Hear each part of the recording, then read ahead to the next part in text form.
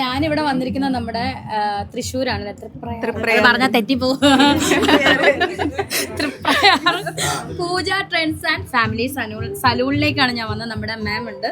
അപ്പം എന്നെ ഇന്ന് മേക്കപ്പ് ചെയ്തു. അപ്പം ഇന്ന് വന്നത് നമ്മുടെ ഇതിന്റെ ഈ പൂജയുടെ എന്താ പറയാ 1 year അല്ലേ ആനിവേഴ്സറിക്കാണ് വന്നിരിക്കുന്നത്. അപ്പോൾ ഒരുപാട് സന്തോഷം. എന്നെ ക്ഷണിച്ചതിന് ഒത്തിരി താങ്ക്സ് ഉണ്ട്. എന്നിട്ട് മാം എനിക്ക് മേക്കപ്പ് ചെയ്തതെന്ന് എനിക്ക് ഒരുപാട് ഇഷ്ടപ്പെട്ടു. നിങ്ങൾക്കൊക്കെ മനസ്സിലായല്ലോ, എല്ലാവർക്കും ഇഷ്ടപ്പെട്ടു. നല്ല സിമ്പിൾ മേക്കപ്പ് ലുക്കാണ്.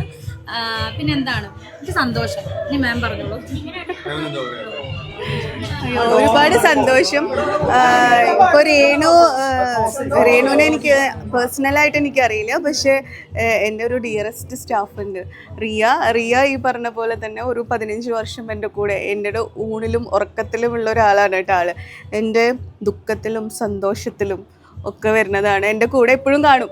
ആള് ഫുൾ ടൈം ഉണ്ടാവും. അപ്പോൾ റിയ ഒരു ഫംഗ്ഷന് പോയപ്പോഴാണ് രേണുവിനെ കണ്ടത്. ഇപ്പോഴല്ല, രേണു ബിഗ് ബോസിലൊക്കെ പോണേക്കാട്ട് മുന്നേ.